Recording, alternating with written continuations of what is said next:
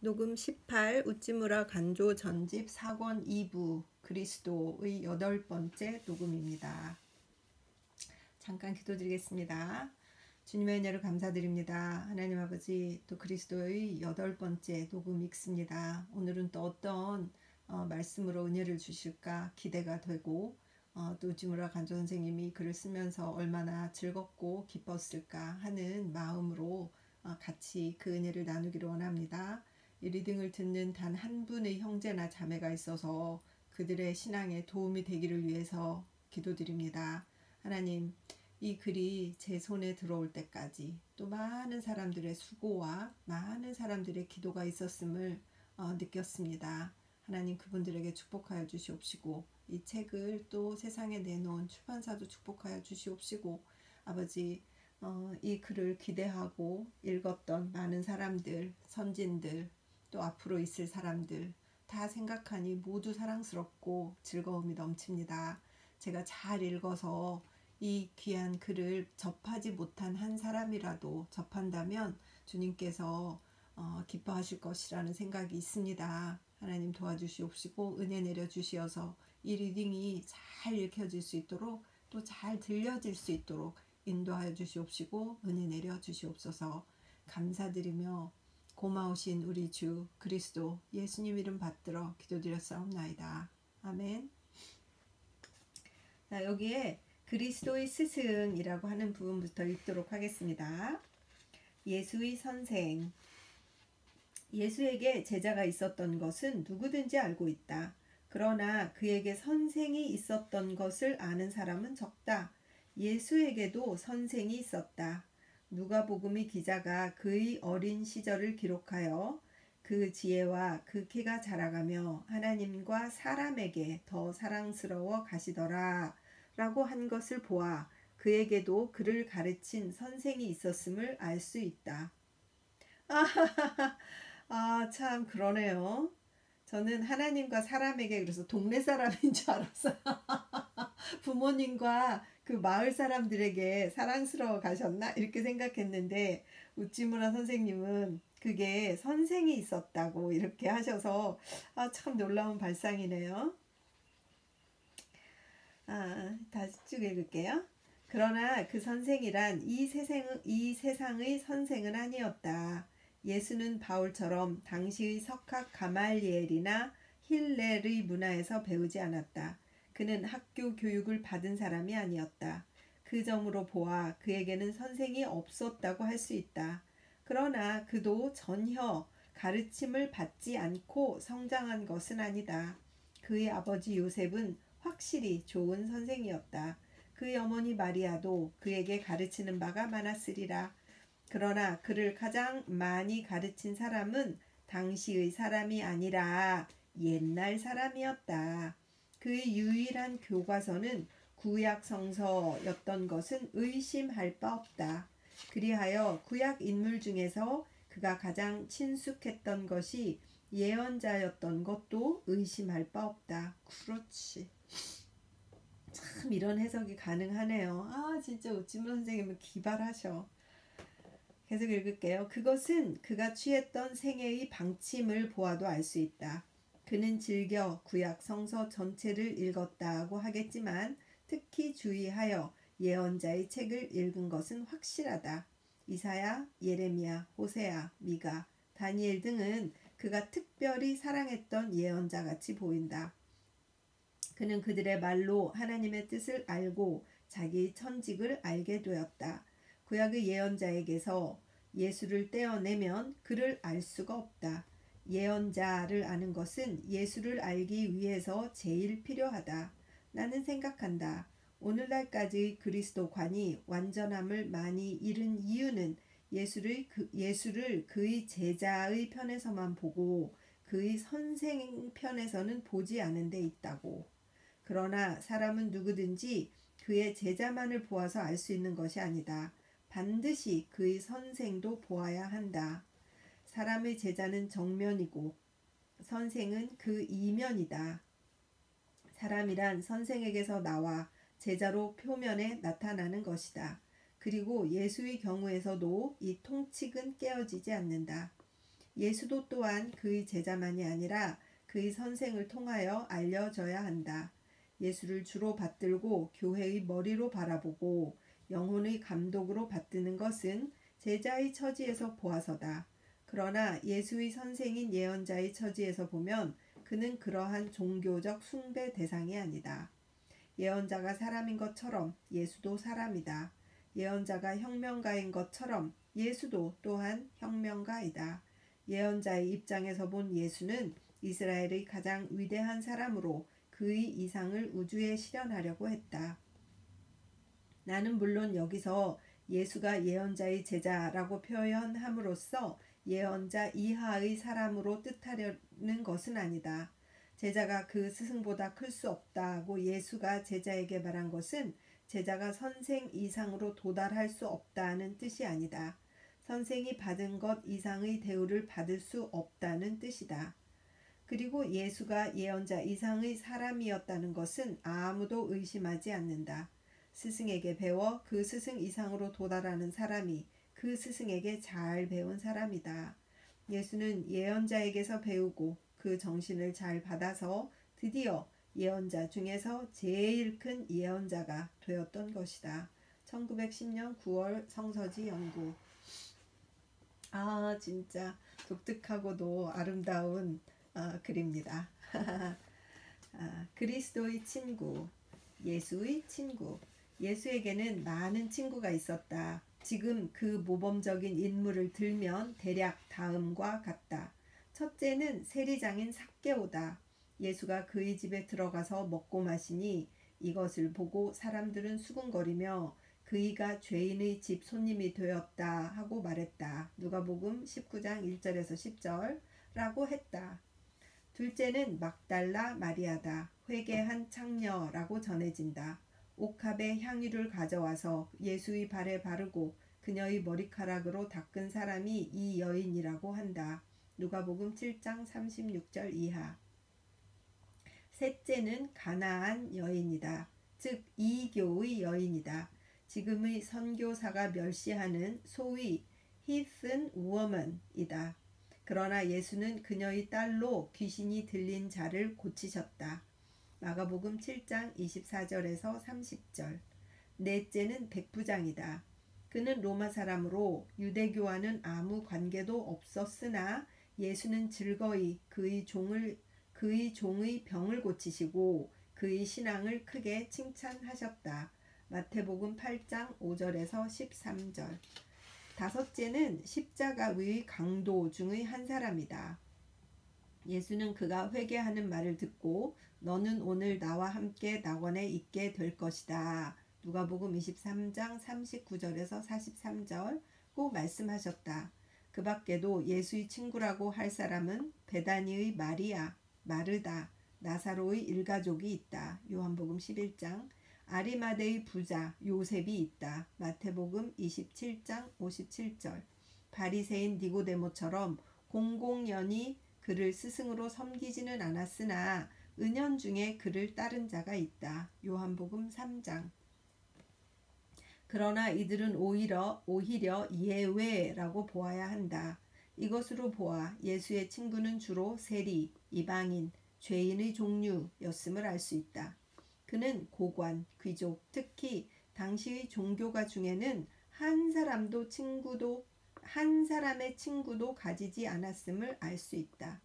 오늘날 그의 제자인 우리는 우리의 친구를 선택할 때 크게 그에게서 배워야 할 것이다. 1905년 9월 성서지 연구. 그리스도의 사랑. 그리스도는 어떤 의미에서 만물의 창조주이신가? 만물은 그리스도로 말미암아 창조되었다는 것은 성서의 여기저기에 나타나 있다. 예를 들면 만물이 그로 말미암아 지은 바 되었으니 지은 것이 하나도 그가 없이는 된 것이 없느니라. 요한복음 1장 3절. 그러나 우리에게는 한 하나님 곧 아버지가 계시니 만물이 그에게서 났고 우리도 그를 위하며 고린도전서 8장 6절. 만물을 창조하신 하나님 속에 에베소서 3장 9절. 만물이 그에게 창조되되 하늘과 땅에서 보이는 것들과 보이지 않는 것들과 혹은 보좌들이나 주관들이나 정사들이나 권세들이나 만물이 다 그로 말미암고 그를 위하여 창조되었고 또한 그가 만물보다 먼저 계시고 만물이 그 안에 함께 섰느니라. 골로새서 1장 16절에서 17절. 또 저로 말미암아 모든 세계를 지으셨느니라. 히브리서 1장 2절 하반. 이것이 도대체 무슨 말인가? 이것을 일종의 미신으로 보아 넘길 것인가? 혹은 깊은 진리가 그 안에 있다는 것일까? 크게 연구할 문제이다. 이것은 물론 목수의 사람 나사렛 예수가 세계 만물을 만드셨다는 것이 아님은 분명하다. 예수가 사람의 아들로서 우주 만물의 창조주라는 것은 우리가 믿고 싶어도 믿을 수가 없다. 이것을 믿기에는 너무도 광대한 것이다.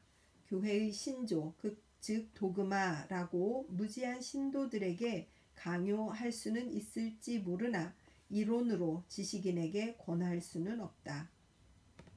이것은 또한 유일한 하나님, 즉 아버지 이외에 만물의 창조주가 있었다는 것이 아닌 확실한 증거다. 성서는 분명히 이것을 말하고 있다. 예를 들면 이는 만물이 주에게서 나오고 주로 말미암고 주에게로 돌아감이라. 영광이 그에게 세세히 있으리로다. 아멘. 로마서 11장 6절. 우리에게는 한 하나님 곧 아버지가 계시니 만물이 그에게서 났고 우리도 그를 위하여. 고린도전서 8장 6절. 만물의 기인은 주이신 하나님 만물의 기인은 주이신 아버지 하나님이다. 만물은 그에게서 나왔고 그로부터 말미암았다고 한다. 그리스도에 대해서는 이런 말이 절대로 쓰이지 않는다. 그러면 어떤 의미에서 그리스도는 만물의 창조주인가? 위에 인용한 성서의 말씀 중에서 조금 이해하기 쉬운 것은 만물이 다 그로 말미암고 그를 위하여 창조되었고 골로새서 1장 16절라는 것이다. 그리스도는 하나님의 아들로 사람의 머리이니 만물의 머리이며 조화의 종극이라는 것이다. 우주를 한 몸으로 볼 때 그리스도는 그 머리다. 그런 의미에서 우주는 그리스도의 것이며 그를 위해서 만들어진 것이다. 사람은 만물의 영장이기 때문에 만물은 사람을 위하여 만들어졌다는 것과 같다.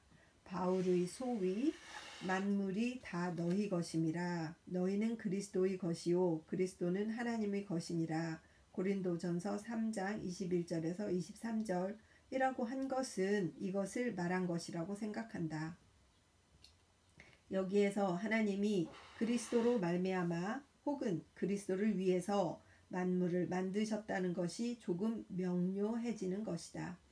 그리스도는 조화의 종극이다. 종극이기 때문에 그 목적이고 또한 이상이다. 물건의 이상은 그 최고의 결과에서 나타나는 것이기 때문에 우주의 최고이자 가장 아름다운 존재인 그리스도가 그 이상이라고 할 수 있다. 그리고 하나님이 그리스도로 말미암아 만물을 지으셨다는 것은 그리스도는 하나님의 최종의 목적, 즉 그의 이상이므로 최후의 그를 낳기 위해서 사랑과 희생의 화신인 그를 낳기 위해서였다고 생각된다.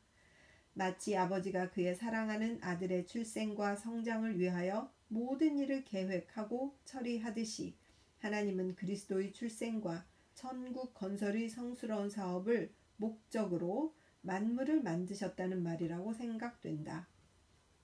즉 하나님이 그리스도의 손을 빌어서 만물을 만드셨다는 뜻이 아니다. 그리스도를 유일한 목적으로 하여 사랑을 그에게 채워서 만물을 만드셨다는 뜻이다. 의해서 또는 뭐뭐로서라고 번역되는 그리스의 전치사 en,은 그런 의미를 가진다. 그래서 이게 그리스어로 번역된 성경의 의미를 파악하다가 깨달으신 건가 봐요. 그죠? 뭐 우찌무라 선생님 혼자서 만든 이론은 아닌 것이겠죠. 당연히. 크리스천이 그리스도에 의해서 일을 한다고 할 때도 같은 말을 쓴다.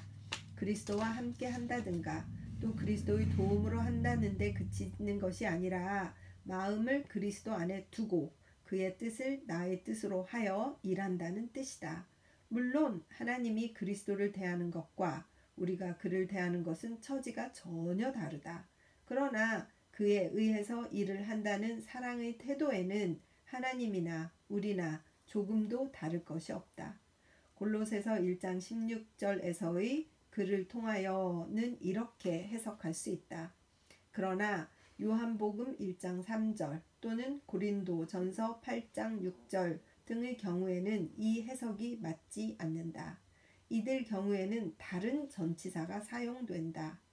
그것은 그리스어의 dia로서 영역 사전에서는 보통 through, through,로 번역되고 우리나라에서는 어떤 경우에는 의하여라고 번역되기도 한다. 즉, dia, instrumental로 수단을 나타내는 말이다. 그러므로 만물이 그를 통하여 이것을 문자대로 해석하면 만물은 그리스도를 수단으로 해서 혹은 그리스도에 의해서 혹은 그리스도를 사용하여 만들어졌다는 의미가 된다. 그래서 여기에서 그리스도가 사실상 만물의 조물주인 것처럼 말하고 있는 것 같다. 이렇게 되면 문제는 상당히 어려워진다. 하나님의 실제 문제에서 순수한 철학 문제가 되지 않을 수 없다. 그러나 앞에서도 말한 것처럼 만물의 목적, 즉 이상이 그리스도에게 있음을 알고 또 하나님이 그리스도로 말미암아 우주를 만드셨다는 것이 무엇인지를 깨닫고 그리스도를 쓰셔서 만물을 만드셨다는 것이 무엇인지를 거의 추측할 수가 있으리라고 생각한다. 이 경우에서는 그리스도는 역사적 그리스도가 아니다. 조화의 원리인 말씀, 즉 로고스, word이다. 오늘의 수로로 하면 자연의 법칙이다. 그리고 하나님이 그리스도로 말미암아 만물을 만드셨다는 것은 이 법칙에 따라 만드셨다는 것과 같다. 물론 자연 법칙이라 해도 요즘 사람들이 생각하듯이 하나님을 떠나서 아무 상관도 없는 것은 아니다. 자연의 법칙은 하나님의 법칙으로 하나님에게서 나온 것이다. 그러나 하나님이 만물을 만드시는데 일일이 스스로의 손을 쓰시지 않고 그가 정하신 법칙에 맡기셨다는 것은 근세 과학의 결론에 비추어 보아 의심할 여지가 없다. 만물은 하나님이 만드신 것이다. 그것은 확실하다. 그러나 어떻게 만드셨는가 하는 물음에 성서는 그리스도로 말미암아 만드셨다고 대답하고 과학은 자연 법칙으로 만드셨다고도 대답한다. 어떤 중간자로서 만물을 만드셨다는 데 있어서는 성서도 과학도 같다. 그러나 성서와 과학은 전혀 다른 방면에서 조화를 보고 있는 것이다. 성서는 그 목적에서, 과학은 그 만들어진 수단에서 이것을 보고 있다. 조화의 목적은 사람이다. 즉 그리스도다. 그러나 그 발생, 성장의 수단 방법은 근대인이 말하는 소위 자연 법칙이다. 그래서 과학자가 아니라 신앙가인 성서자가 하나님은 그리스도로 말미암아 만물을 만드셨다고 말한 것은 결코 무리가 아니라고 생각한다. 이것은 실로 있을 법한 일로 신앙의 눈으로 본 우주는 실로 그래야만 할 것이다. 이런 논리에 대해 사람들은 나에게 물을 것이다.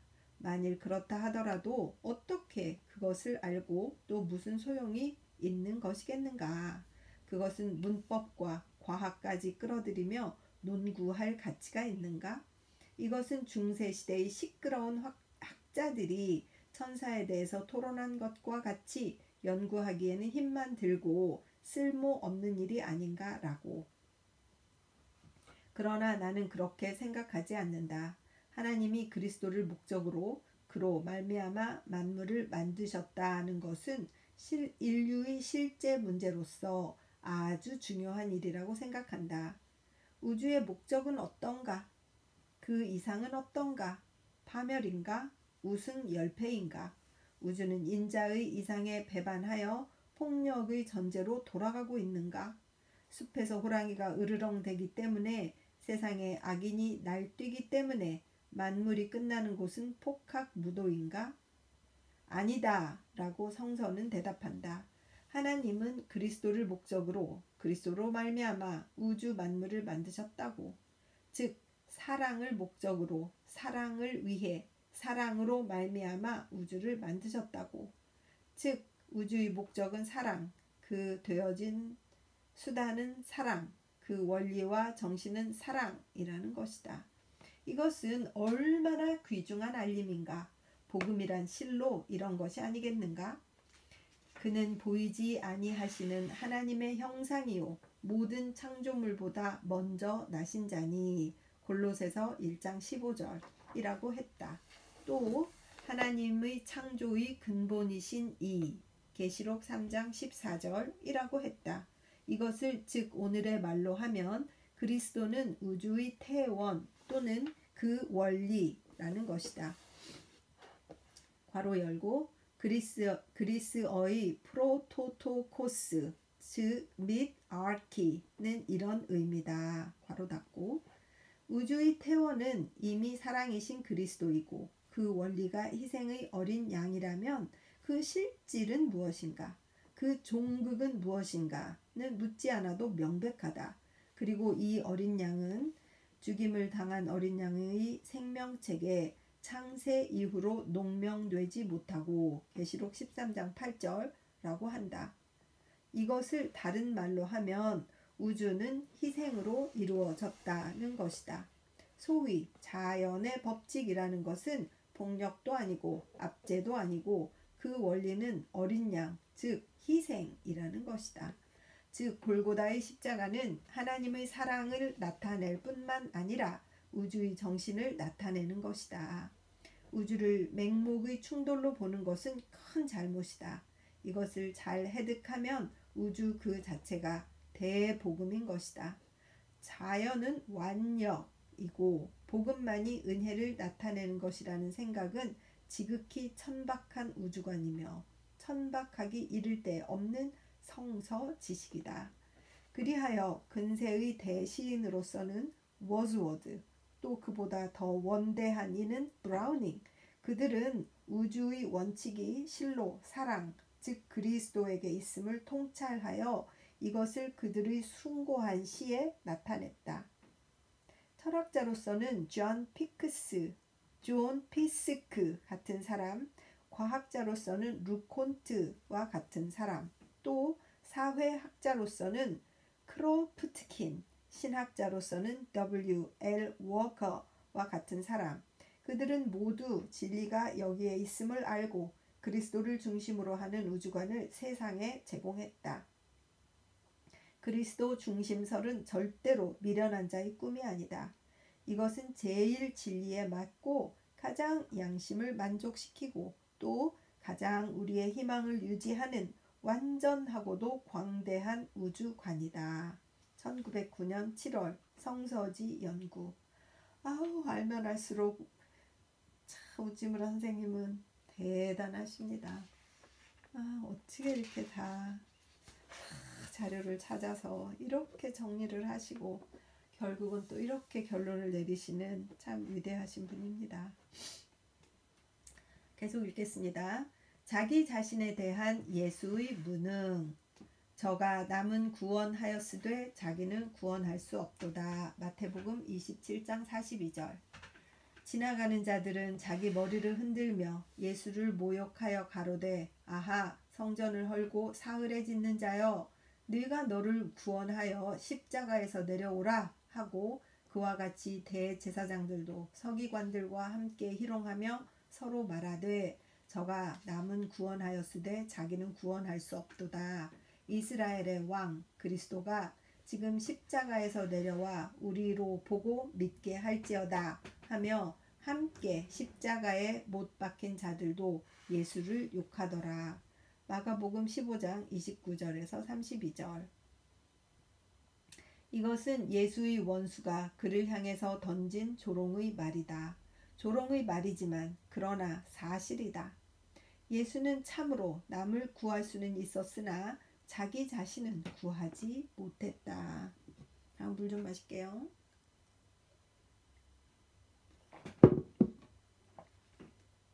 12년 동안 혈루증을 앓는 여인이 그의 옷을 만진 것만으로도 나을 수 있었고 야이로의 죽은 딸을 한마디로 일으켰던 것.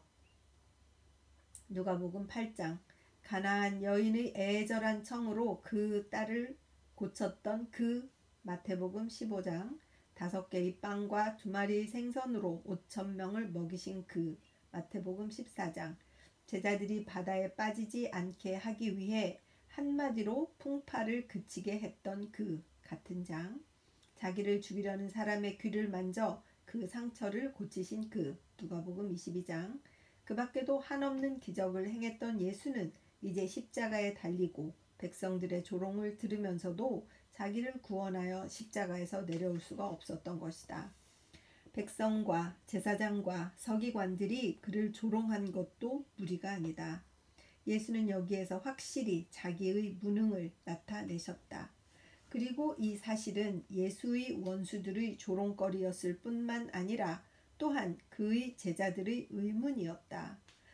진짜 저도 처음 성경 읽을 때 이거 진짜 왜 자기가 안 내려오지? 이렇게 생각했던 의문.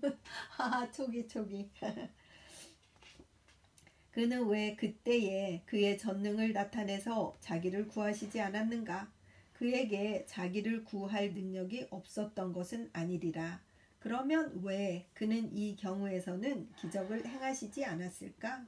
그는 스승을 지키려고 그 원수 중 대제사장의 종의 귀를 벤 베드로에게 말씀하시지 않았는가? 내 아버지께 구하여 지금 12영 더 되는 천사를 보내시게 할 수 없는 줄로 아느냐? 마태복음 26장 53절라고. 그러나 이 위급한 때에 천사는 그를 위하여 나타나서 그의 원수를 쫓아버리고 그를 십자가에서 내려놓지 않았던 것이다. 그 이유가 무엇인가? 그리고 이 의문에 대해서 교회가 지금까지 대답한 것은 그렇게 하지 않으면 예수는 속죄의 열매를 거둘 수가 없었기 때문이다. 그에게 스스로를 구할 능력이 없었던 것은 아니다. 그는 고의로 그것을 사용하지 않은 것이다. 즉 성서의 말씀을 이루기 위해서 예수는 그때 기적의 힘을 쓰지 않으셨던 것이다 라고. 과연 그럴까? 예수는 과연 이때 자기에게 있는 능력을 일부러 사용하시지 않았을까? 나는 그렇게 생각할 수가 없다. 난 이 세상의 선인으로 자기를 잊고 남을 위해서 힘을 다하는 사람이 자기를 위해서는 아주 서툴고 자기 집의 일에는 극히 무능한 것을 보았다. 선인이 선인인 이유가 여기에 있다. 즉 자기를 남을 위해 소모해버리고 자기 자신을 위해서는 아무 일도 못하는 데 있다. 그러니 예수에게 있어서랴. 선인 중의 선인인 예수가 남은 구했으나 자기는 구하지 못하는 것은 이상할 것이 없다. 만일 그가 남도 구하고 자기도 구했다면 그는 하나님의 아들이 아니다. 사랑의 화신이었던 그는 남을 위해서 자기 능력을 다 써버리고 스스로를 위해 남겨진 것이 없었다. 그가 전능인 것은 남을 구할 때뿐이었다. 그가 자기의 이익을 꾀하기 위해서 기적을 행하셨다고는 성서에 한 군데도 쓰여 있지 않다. 그는 전혀 욕심이 없었다. 그래서 자기의 이익과 안전을 꾀하기 위해서는 전혀 무능했던 것 같다. 그러므로 십자가에 달리신 이 경우에서만이 아니다. 그의 전 생애를 통하여 그는 자기를 위해서 기적을 행하시지 않았다. 그는 세상에 뜻 있는 사람과 같이 자기의 가정조차 그는 세상의 뜻 있는 사람과 같이 자기 가정의 생계조차 지탱하지 못했다. 그러므로 죽음에 임해서 그의 어머니조차도 제자에게 맡기지 않을 수가 없었다. 요한복음 19장 26절 27절. 그에게는 많은 육체의 형제가 있었으나 그 중에 한 사람도 그가 생존 시에 그를 구주로 보지 않았던 것으로 미루어 보아도 그가 남에게는 정성을 다했으나 형제나 가까운 친척을 위해서는 극히 냉담했다는 것을 알 수 있다. 그의 고향 사람과 형제는 그에게 몇 번인가 말했으리라. 의원아, 너를 고치라 하는 속담을 인증하여 내게 말하기를 우리의 들은 바 가버나움에서 행한 일을 네 고향 여기서도 행하라. 누가복음 4장 23절. 그러나 이렇게 예수를 문책했던 그의 고향 사람과 가족은 사랑이 무엇인지를 알지 못했던 것이다. 사랑은 자기 자신을 위해서 힘을 다할 줄을 모르는 것이다. 사랑은 희생이다. 자기와 먼 사람에게는 두텁고 자기와 가까운 사람에게는 엷은 것이다. 그리고 자기에 대해서는 전혀 무능한 것이다. 사랑이란 이런 것이다. 영어의 love가 leave, 떠나다, 버리다 인 것은 이미 내가 주장한 바다. 구한록에 나왔었죠. 보통 남녀의 사랑에서도 가장 순수한 것은 이런 성질을 띈다. 어버이는 자식의 병을 간호할 때 자기 자신을 잊는다. 그러니 하나님이 사람을 사랑하는 것에서랴. 그리스도 예수가 자기를 비웠다는 것은 이것을 말하는 것에 틀림없다. 빌립보서 2장 7절. 신학자의 소위 그리스도의 케노시스, 겸허라는 것은 이것을 말하는 것이라고 생각한다. 케노시스는 단순히 영광의 겸허에 그치지 않는다. 능력의 겸허도 포함한다. 그리스도 예수는 남을 구하기 위해서 하나님과 같이 되는 영광을 버리는 데 그치지 않고 오히려 자기 자신을 비우고 종의 모양을 취하셨다는 것은 그는 자기에 관해서는 무자격의 사람이 되셨다는 것이라고 생각한다. 남을 구하고 자기를 구하지 못한다. 이것이 예수가 그리스도, 즉 하나님의 아들인 확실한 증거이다. 그에게 만일 이것이 없었다면 그는 아무리 많은 기적을 행했더라도 그는 하나님의 아들이 아니었다. 남에 대해서는 전능, 자신에 대해서는 무능. 아, 귀하신 예수여, 당신은 참으로 하나님의 아들이십니다. 당신은 참으로 사랑의 화신입니다. 당신으로 말미암아 우리는 비로소 사랑이 무엇인지를 알았습니다. 당신의 원수는 당신을 비웃어 당신에 관한 최대의 찬미를 말했습니다. 당신은 참으로 사람들은 구하지만 자기는 구하지 못했습니다. 그래서 우리는 당신을 구세주로 바라봅니다. 당신은 참으로 한없이 우리를 구원하실 수 있는 분이십니다. 예수는 이렇게 자기에게 대해서는 무능했다. 그러면 그의 신자라고 칭하고 땅 위에서의 그의 대표자라고 칭하는 교회는 어떤가? 아, 그들은 예수와 반대로 얼마나 자기를 구하는 데는 열심이고 남을 구하는 데는 냉담한지. 자기 일이라면 열성이 치솟아서 지혜가 금방 생기는데 반하여 남의 일이라면 얼마나 냉담하고 우둔한지. 그들은 열심이라면 자기의 교회 일인 줄 알고 지혜라면 자기의 이익을 꾀하는 것이라고 생각하고 수단 방법은 모두 자기 확장을 위해서만 강구되는 것이다. 그들은 이 세상 사람들과 함께 자기 처세가 능란하지 못한 사람을 어리석다고 하고 남을 넘어뜨리고 자기와 자기의 당파를 일으키는 자를 불러 똑똑하다고 칭하고 제사다, 인물이다 하며 존경한다. 그들의 예수와의 거리는 얼마나 먼 것인가. 예수가 만일 그들 눈앞에서 십자가에 달리시면 그는 바리새인이나 학자들과 화합하여 그를 욕하고 머리를 흔들면서 말할 것이다. 아하, 성전을 헐고 사흘에 짓는 자여, 네가 너를 구원하여 십자가에서 내려오라 하고 남은 구원하였으되 자기는 구원할 수 없도다. 마가복음 15장 29절에서 31절이라고.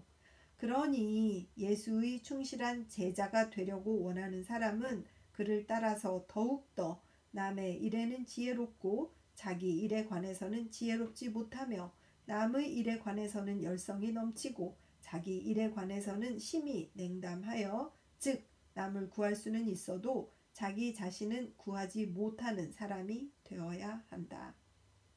부언, 이제 더해서 말하는 거 봐요. 나의 이 설에 대하여 성서에 반대 증거가 없지는 않다.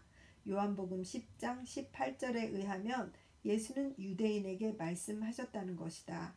이를 내게서 빼앗는 자가 있는 것이 아니라 내가 스스로 버리노라. 나는 버릴 권세도 있고 다시 얻을 권세도 있으니 이 계명은 내 아버지에게서 받았노라 라고. 이것으로 보면 예수는 최후의 순간에서도 자기 자신을 구할 힘을 가지고 있었던 것 같다. 또 앞에서 인용했던 예수가 베드로에게 하신 말씀에 이어 다음과 같은 것이 있다. 내가 만일 그렇게 하면 이런 일이 있으리라 한 성경이 어떻게 이루어지리요. 마태복음 26장 54절라고 하셨다. 이것으로 미루어 보면 예수는 성서가 말한 것처럼 자기 몸이 인류의 속죄물로 되기 위해서 자기를 구할 능력이 있는데도 고의적으로 자기를 원수에게 넘기신 것이다. 그 밖에도 여러 가지 반대의 증거를 들을 수 있으리라. 여기에 대한 나의 대답은 대략 다음과 같다. 1. 복음서는 예수가 세상을 떠난 지 빨라서 30년, 늦어서는 70년 후에 쓰여진 것이므로 그 속에 당시의 교회의 신앙을 써 넣은 곳이 많이 있다. 복음서는 예수의 언행록으로만 볼 수는 없다. 이것은 일종의 신학서다. 그러므로 예수에 관해서 기술할 때 모르는 사이에 당시 신자들의 신앙을 기술한 것이다. 예수의 죽음 그 자체를 대속적으로 보게 된 것은 어쩌면 예수 자신에서 시작한 것이 아니라 유대 사상에서 완전히 벗어나지 못한 당시의 신자의 신앙에 근거한 것인지도 모른다. 2. 그러나 혹시 이 말들이 예수의 입에서 나왔다 해도 그것으로 자기에 대한 예수의 무지를 부정하기에는 부족하다. 능력에는 역학적인 것과 논리적인 것이 있다. 예수에게 능력이 없어서 이것을 나타내지 않았는지 혹은 능력은 있었으나 사랑 때문에 나타내시지 않았는지는 겉으로 봐서는 모른다. 다만 그가 능력을 나타내지 않았다는 사실, 그것은 명백하다. 그리고 예수처럼 사랑을 생명으로 삼는 자, 윤리적 실제자에게 있어서는 사랑 때문에 나타내지 않는 것은 나타낼 능력이 없는 것과 같은 것이다. 사랑은 사람으로 하여금 남에 대해서는 강하게 만들고 자기에게 대해서는 약하게 만드는 것이다. 사랑이 지배하면 능력은 남을 대할 때에 증진되고 자신을 대할 때에는 감쇄된다. 그러므로 예수와 같이 사랑의 화신인 경우에는 자기를 대할 때는 능력은 있어도 없는 것과 같았음에 틀림없다. 그에게는 자기를 구원할 능력이 있었다. 그는 참으로 하나님과 같은 분이었다. 그러나 그는 사랑 때문에 이것을 버렸다. 그는 자기를 구하기 위해서는 무능해졌다. 그리고 무능했었다고 나는 이렇게 생각할 수가 있는 것이다. 예수의 의식을 살펴보는 데 있어서 내가 취해야 할 안전한 방법은 성서의 이 말, 저 말에 의하지 않고 그의 생애의 전체의 방침에 의하는 것이다. 그리고 거기에 더하여 하나님의 마음을 담도록 만들어진 우리들 인류의 의식으로 한다면 나의 그리스도가는 대체로 오류가 없으리라고 생각한다. 나는 독자들의 참고를 위하여 이 말을 붙인다. 1911년 12월 성서지 연구. 이렇게 해서 그리스도에 대해서 8번째 리딩을 마쳤습니다. 이번에는 글이 쭉 있어서 중간에 끊을 수가 없어서 거의 40분이 되도록 읽어야 됐습니다. 다 같이 이해해야 될 그런 내용이다 라고 생각이 듭니다. 잠깐 기도드리겠습니다. 주님 은혜를 감사드립니다. 예수님이 자신을 구할 능력이 있었는데 포기했느냐, 능력이 없었느냐, 그것을 사랑 때문에 포기했느냐, 무엇 때문에 포기했느냐, 임무를 다하기 위해서 포기했느냐 하는 많은 질문과 설들이 난무하는 것이 신학이었구나 라는 생각이 들고, 그것을 보면서 성서와 성령과 또 그 구약과 이것을 통해서 정리하신 우찌무라 선생님의 글을 잘 읽었습니다. 각자 예수님에 대해서 생각들이 있고 관념이 있으니 이 글을 참조해서 본인들의 생각을 잘 정리하는 그런 리딩이 되기를 위해서 기도드립니다. 하나님, 듣는 한 분이라도, 한 사람의 형제나 한 사람의 자매라도 이러한 것들을 생각하는 어떤 소스를 던지는 기회가 될 수 있도록 하여 주시옵시고, 그들이 자신의 길을 찾아서 그리스도를 경험하는 귀한 시간이 되기를 위해서 기도드립니다. 도와주시옵소서. 리딩에 함께 하시는 우리 성령님께 늘 감사드립니다. 이 모든 말씀을 우리 주 그리스도 예수님 이름 받들어 기도드렸사옵나이다. 아멘. 승리하십시오.